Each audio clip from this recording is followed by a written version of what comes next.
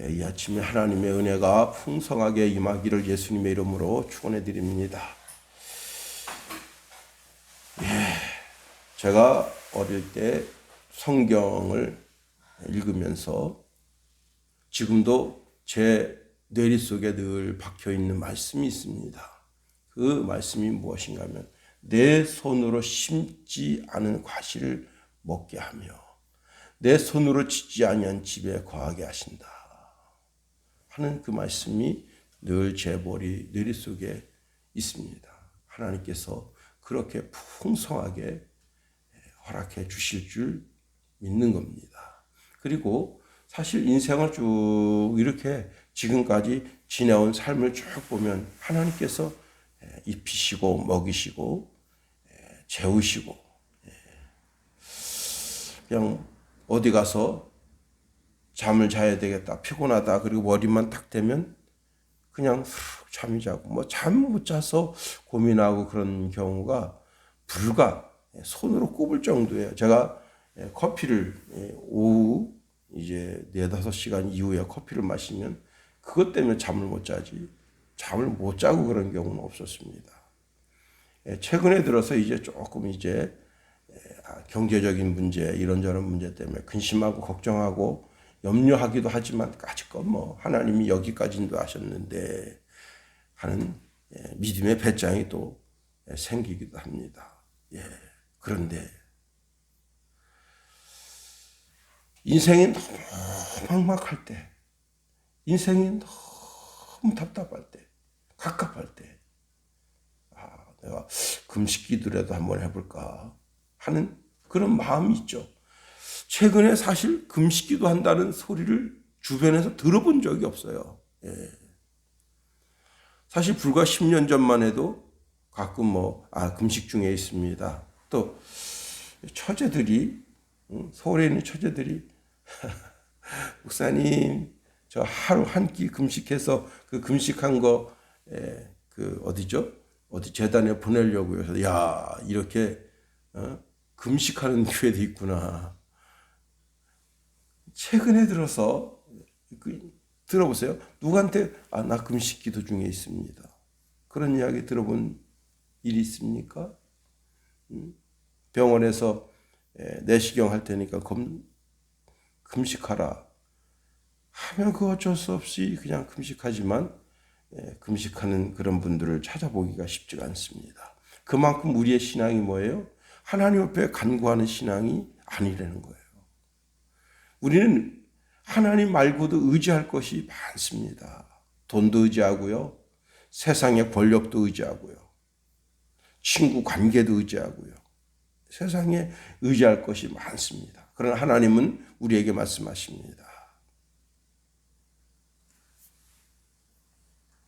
세상 뒤돌아보지 말라는 거예요. 내게 도움을 청하라 하는 겁니다.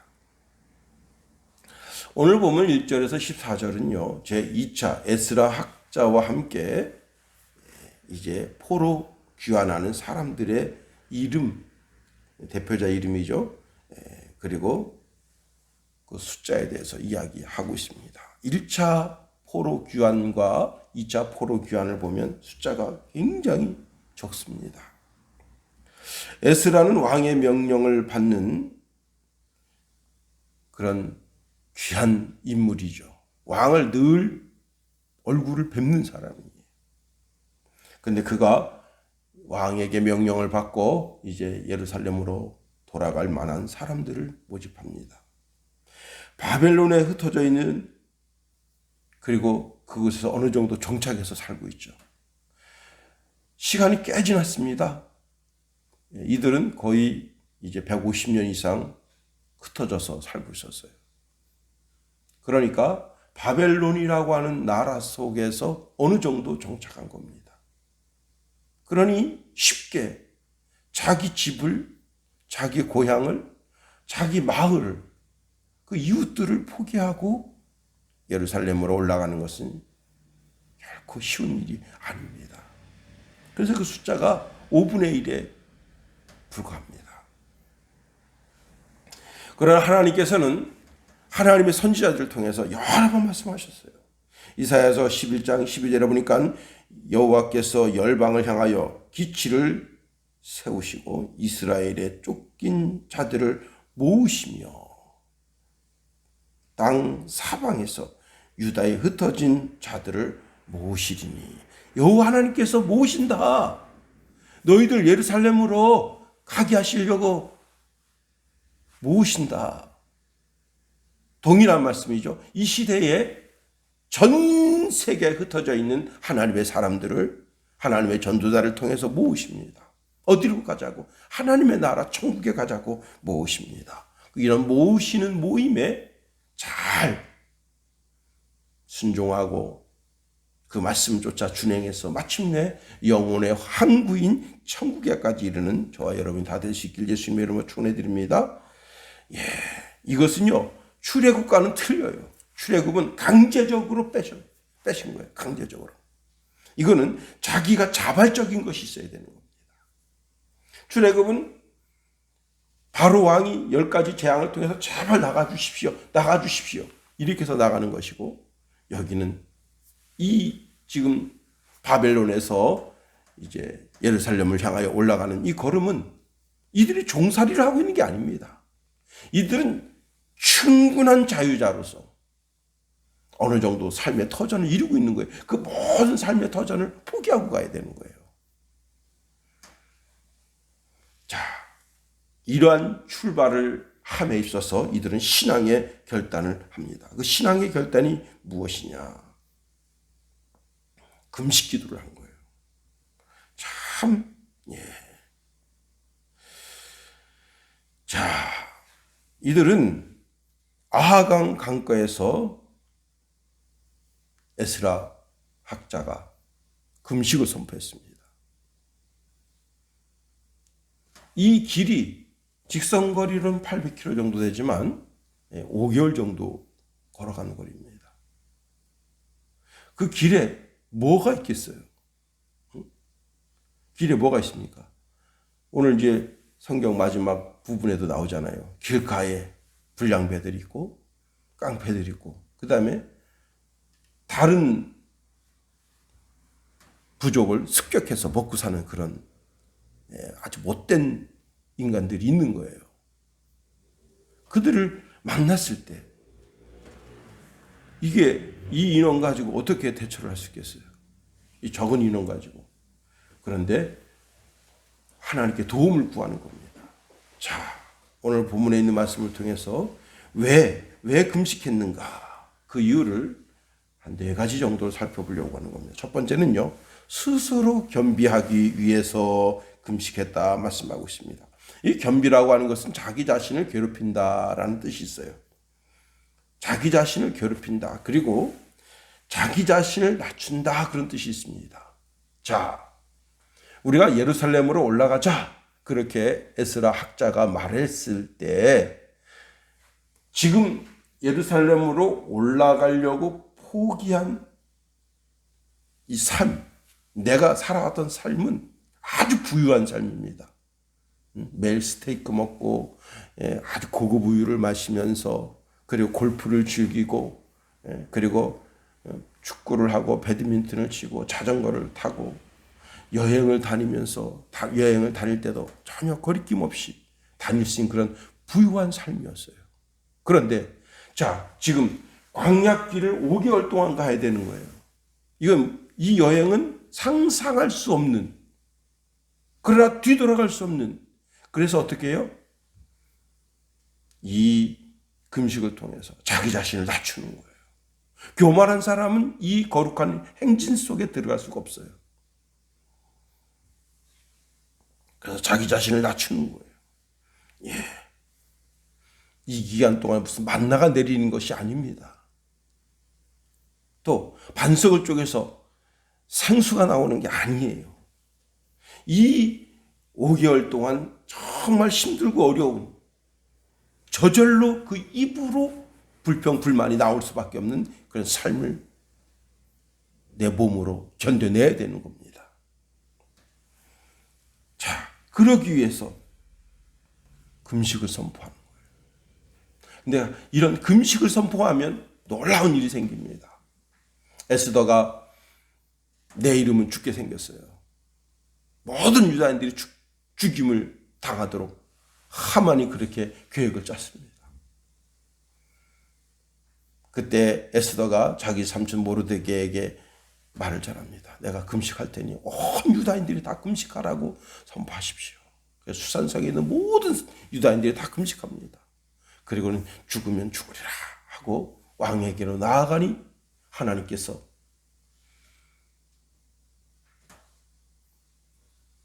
에스더에게 은혜를 입게 하십니다. 그리고 유다 백성들을 구원하고 모르드게를 다 죽이려고 했던 그 장대에 하만이 달리고 구원의 역사를 이루십니다. 예수님도 금식하시면서 40일 동안 금식하셨는데 사단의 권세를 이겨내시고 결국은 성령 충만해서 그 모든 사역을 감당하시게 되는 겁니다.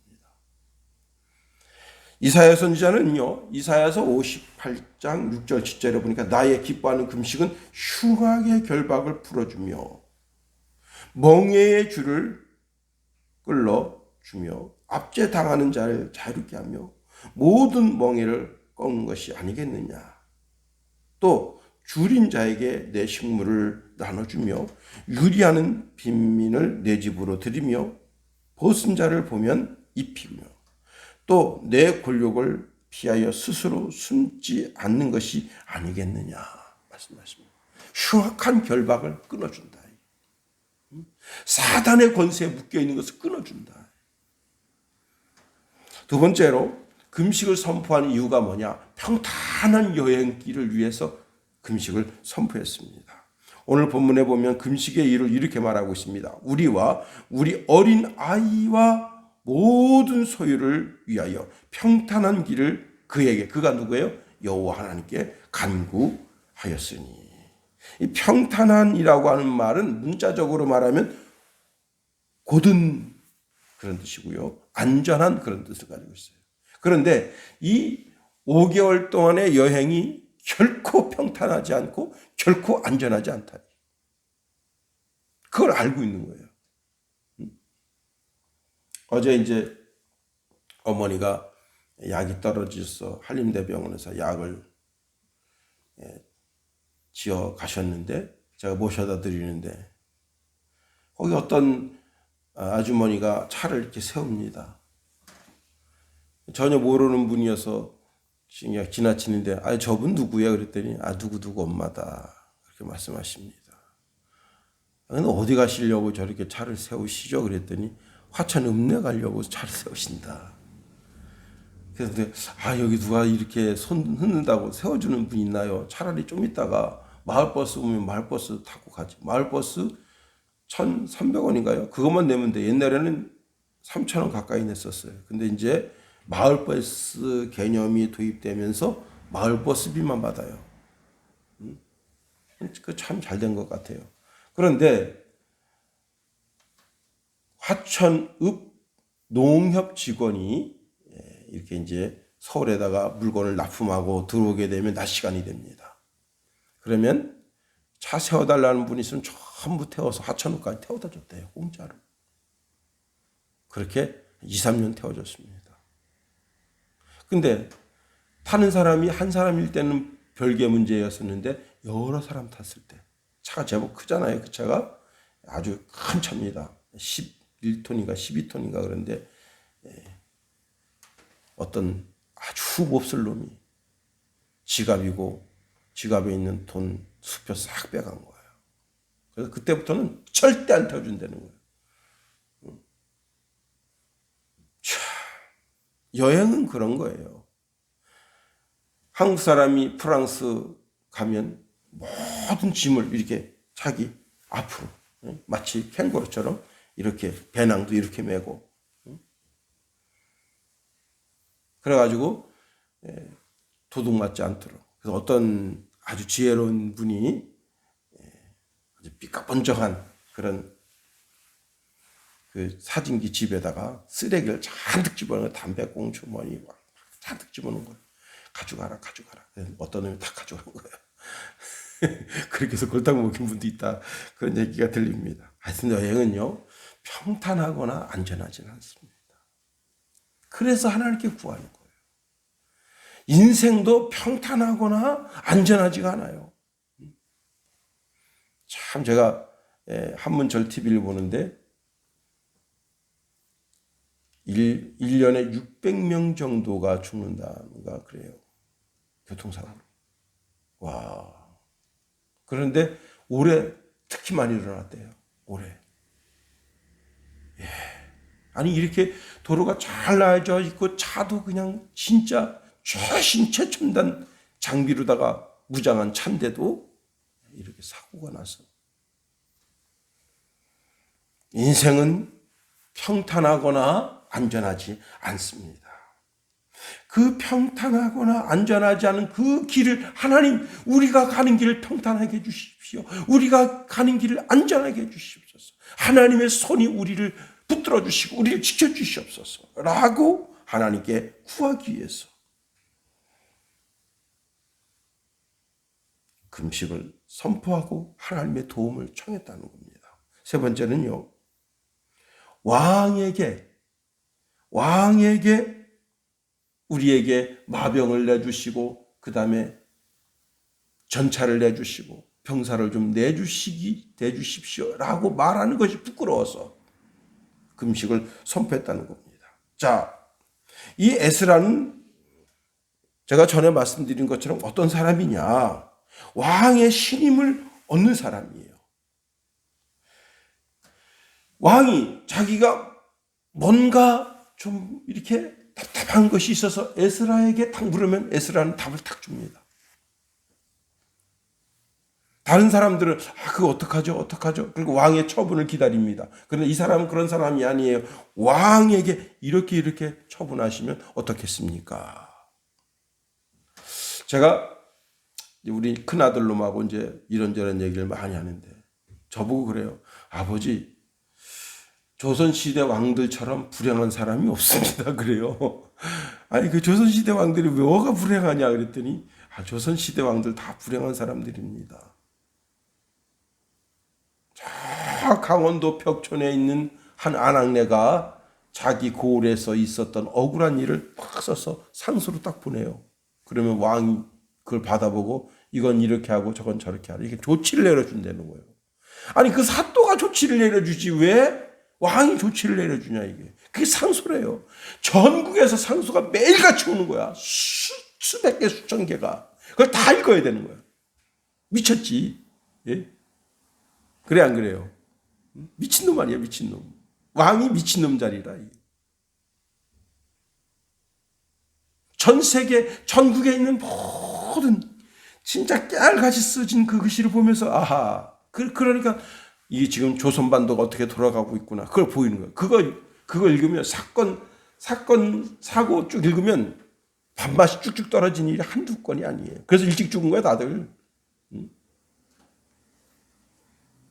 그거를, 이도로 같은 지혜자가 있었으면 얼마나 좋았을까 하는 생각을 갖게 됩니다.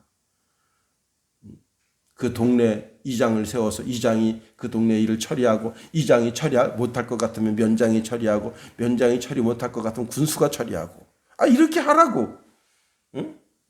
이들 같은 지혜자가 있어서 그렇게 답을 줬으면 조선반도가 얼마나 좋았겠냐. 이 에스라 학사는 왕에게, 우리 하나님은요 전지전능하신 하나님이시고요, 우리를 다 지키시고 보호하시고 인도하시는 그런 하나님이십니다. 그렇게 말해놓고, 왕이시여, 우리가 이 여행길 혹시 강도 만날지 모르니까, 또 이 좀 아주 악한 부족을 만날지 모르니까 마병 좀 내주시고 군대 좀 내주시면 안 되겠습니까? 야, 너 조금 전에 나한테 뭐라 했냐? 너 하나님은 우주 천주 만물을 창조하시고 너를 지키시고 보호하시고 인도하시는 분이라며.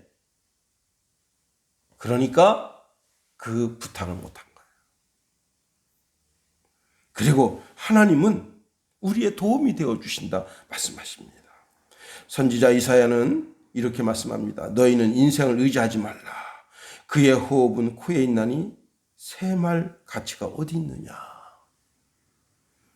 다윗은 시편 121편에 내가 산을 향하여 눈을 들리라. 나의 도움이 어디서 올까? 나의 도움은 천지를 지으신 여호와께서로다 고백합니다. 우리가요, 부끄러움을 알 줄 알아야 돼요.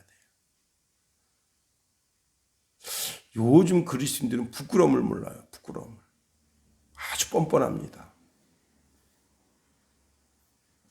부끄러움을 느낄 줄 알아야 돼요. 양심이 마비되면 큰일 납니다. 우리 그리스도인들의 양심은 진짜 아주 민감해야 돼요.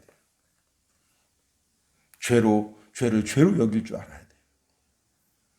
죄를 은혜로 여긴다니까. 자, 이렇게 금식한 결과 어떤 일이 생겼습니까? 오늘 성경 본문에 이렇게 말씀하고 있네. 23절에 그러므로 우리가 이를 위하여 금식하며 우리 하나님께 간구하였더니 이에 응답하심을 입었느니라. 그리고는 무사히 예루살렘에 올라와서 하나님께 예배할 수 있게 되었다 하는 겁니다. 그렇습니다.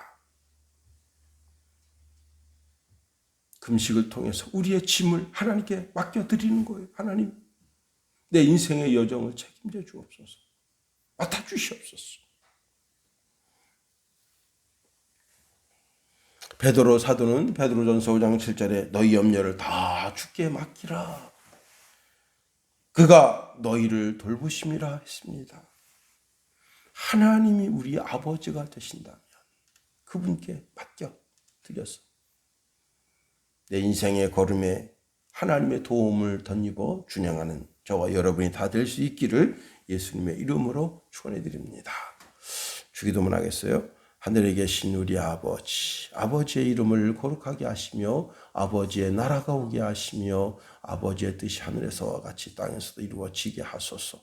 오늘 우리에게 일용할 양식을 주시고 우리가 우리에게 잘못한 사람을 용서하여 준 것 같이 우리 죄를 용서하여 주시고 우리 시험에 빠지지 않게 하시고 악에서 구하소서.